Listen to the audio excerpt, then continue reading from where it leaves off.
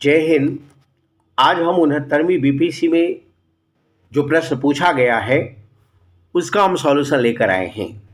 किस तरह का सवाल पूछता है?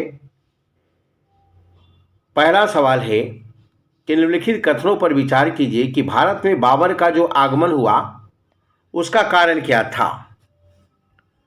पहला, उपमहाद्वीप में बारूद का आगमन हुआ। गलत बात, ये नहीं होगा। दूसरा, क्षेत्र की वास्तुकला में मेहराब और गुंबद का परिचय हुआ, ये भी गलत है। तीसरा, प्रदेश में तैमूरिड राजवंश की स्थापना हुई, ये बिल्कुल सही है, तैमूर वंश का स्थापना हुआ था। और युद्ध में तोपों की शुरुआत हुई। तो तीसरा चौथा सही है। इस प्रकार उत्तर क्या हो जाएगा? ए। तो पहला का उत्तर क्या हो गया जी? ए। दूसरा सवाल, निम्नलिखित में से किस बंदरगाह, दूसरा सवाल जो हमारा है, दूसरा सवाल है हमारा कि निम्नलिखित में से किस बंदरगाह को मुगल काल के दौरान बाबुल मक्का अर्थात मक्का का द्वार कहा जाता था। तो ये जो बंदरगाह था वो सूरत बंदरगाह था। कौन बंदरगाह? सूरत। इसका क्या उत्तर हो जाएगा? सूरत, याद रखना है। तीसरा सवाल 69वीं बीपीसी पीटी का है कि अष्टप्रधान मंत्री परिषद किसका था। तो अष्टप्रधान चोल प्रशासन में नहीं होगा, मराठा प्रशासन होगा। मराठा प्रशासन में 8 मंत्रियों के समूह को क्या कहा जाता था? अष्टप्रधान। जबकि विजयनगर प्रशासन में 8 विद्वानों के समूह को क्या कहा जाता था? अष्टदिग्गज। तो इसका उत्तर क्या हो जाएगा? अष्टप्रधान, बिल्कुल सही है। अगला सवाल, बोधिसत्व पद्म पानी में पेंटिंग स्थित है। बोधिसत्व पद्म पानी की पेंटिंग स्थित है कहाँ? एलोरा में, अजंता में, बादामी में और बाग में। तो इसका जो उत्तर हो जाएगा ऑलरेडी अजंता में बोधिसत्व पद्म पानी, याद रखना है।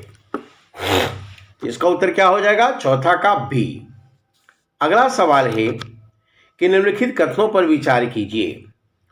फाहियान एक तीर्थयात्री था जो हर्ष के काल में भारत आया था। फाहियान हर्षवर्धन के काल में भारत नहीं आया था। इस प्रकार ये गलत हो गया, क्योंकि 399 से लेकर 411 के बीच में आया था और वो चंद्रगुप्त द्वितीय के काल में आया था। तो पहला तो गलत हो गया। दूसरा, ह्वेन सांग एक चीनी बौद्ध भिक्षु जिन्होंने चंद्रगुप्त द्वितीय के शासनकाल में भारत दौरा किया, ये भी गलत है। अर्थात 1 का 2 और 2 का 1 होना चाहिए। तो पहला दूसरा दोनों गलत है। कथा कौन सा कथन सही है?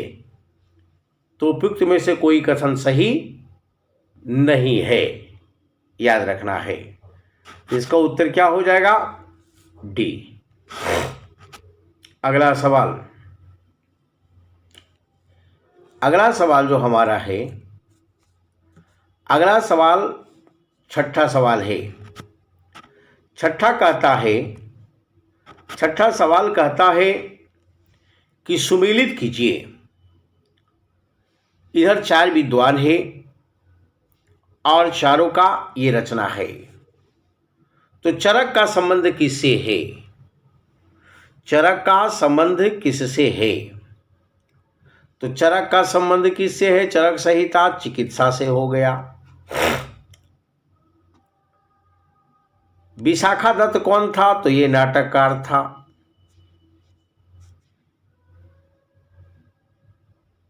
ब्रह्मगुप्त कौन था? तो ये गणितज्ञ था। अब बारामीर कौन था? तो ज्योतिषी था।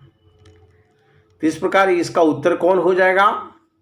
इसका उत्तर जो हो जाएगा वो ऑलरेडी A का 2 हो गया और 2 का 1 हो गया और C का 4 हो गया और D का 3 हो गया। इसका उत्तर हो जाएगा D। अगला सवाल, निम्नलिखित में से किसने फारसी त्योहार नौरोज की शुरुआत किया था? तो ये तो प्रचलित क्वेश्चन है और इसका शुरुआत जो किया था बलबन ने किया था। ईरानी प्रथा थी और भारत में इसका शुरुआत किया था बलबन ने, याद रखेंगे। तो ये क्लियर है। अगला सवाल, नाथपंथी सिद्धों और योगियों ने भक्ति धर्म को किस क्षेत्र को लोकप्रिय बनाया था? तो इसका उत्तर क्या हो जाएगा? उत्तर भारत में ऑलरेडी लोकप्रिय बनाया था, याद रखेंगे। इसका उत्तर क्या हो जाएगा? 8वां का डी। चार्ल्स डिस्पैच ने 1854 के प्रेषण के संबंध में निम्नलिखित कथनों पर विचार कीजिए।